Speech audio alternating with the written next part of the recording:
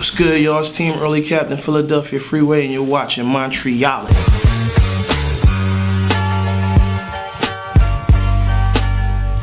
Well, my story is basically, I'm a guy from the hood, you know what I mean, that grind to make it, and I made it, and I'm still going, you know what I'm saying? Everything's not peaches and cream when you get to the top, you know. You have your struggles as an artist, but it's all about being focused and moving forward and overcoming all the obstacles, and that's what I've been doing with my life, you know.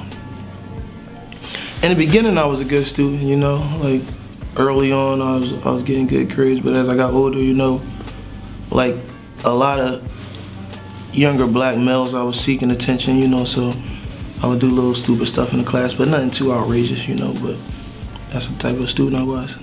I didn't really have no real job. The only job I had when I was little, I used to sweep the floor in the barbershop. I remember I probably was like 10, and I used to work in the barbershop sweeping the floor. They used to give me like $25 every weekend. I'd go in there Saturdays when I have to go to school, and I'd get a free cut and get a little bit of money. I was good. A Cadillac. The key to success in general is first and foremost remembering God, paying homage to God, and just working hard and treating people like you want to be treated, you know what I'm saying? Just treating people with respect and basically putting out what you want to get back. Oh man, reality. We was in the studio. Yeah, Nate Dogg, I think he had like a fifth of Hennessy or something, and he was just sweating, and he was in the booth, and he killed it, man, you know? Rest in peace to Nate Dogg, man. It was a pleasure to work with him. I definitely want to work with Dre. I've been in the game for a minute. I haven't got a chance to work with Dre. Definitely want to do some work with Dre and M.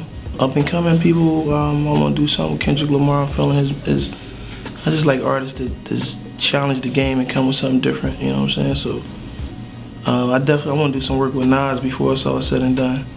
Nas is one of my favorite artists growing up.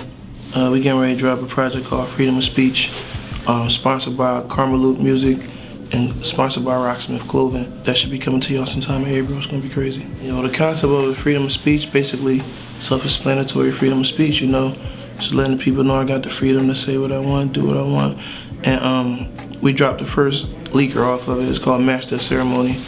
Crazy video all over the internet. MTV should be picking up real soon, and it's just good music, man. It's out the box. It's what I do. I didn't stick to the basic format of what's going on right now. I just did what I do, and I think the people gonna love it. Oh, that's the big homie. Yeah. Support me 100%, you know. Jay is one of my favorite artists anyway, even before I signed with him, so if you just look at what he's doing and the level that he's at in his career and his age and everything, and still to be able to be so good and still be one of the top MCs. I listen to some of Jay music today from like 2001, 2002, and I still be catching lines like, oh wow, that's what he said, you know what I'm saying? That's how you know it's a good artist. This verse on What We Do, you know, that was my first big record with Jay, so of course it's my favorite. I remember my first paid show. The first paid show that I remember, and it was crazy because it was ironic. Bean's mom got me the show because she used to be like his manager or whatever. It was in Queens, and it was like in the middle of the beef with the whole us beefing with Locks and Nas and all them, and we was right in the hood. And we was strapped up, but it was just crazy. Like, we were like, man, we gotta go get that money. It was $1,500, I remember that. I shut the show down, there wasn't no problems, and I was like, wow, it's gonna keep going from there. Funny stories, I can't even remember. I remember like my most crazy groupie incident. So I used to live in Delaware. Like, I bought a house in Delaware like after like the First Day Property album, and there was this Applebee's in my neighborhood. We used to always go there and eat. We went to the Applebee's, and this girl that worked there was like, "Can you sign my stomach?" So my handwriting's sloppy, so I signed the stomach, Freeway, Rocafella, whatever. And then I came back like a week later, and she had it tattooed like over where I signed that, sloppy and everything. I was like, wow, it's crazy. Then she's like, you might as well take me with you now. I'm like, man, you stalkerish. I can't do that. My room key,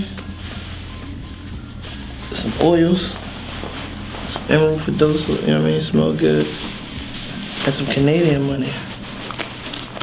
couple Canadian bucks in my wallet. Well, as far as Islam and my music, like I said, if I had a book, I would name it Reality, because I feel in my heart that I'm a reality rapper. I rap about things that I seen firsthand, or things that go on in my life, or things that I see. And me being Muslim, and Islam is a huge part of my life, so naturally it would come out of my music, you know. First and foremost, my family. You know, I got a lot of people that's dependent on me, that I'm feeding. So, you know, that keeps me focused. A love for the game, you know what I'm saying? I just love the music. I love creating new music. I love seeing the people's reactions when they hear it, you know. Montreality, holla at your boy, Philly Freezer. Follow me on Twitter, @Philly Freezer. We are Team Early.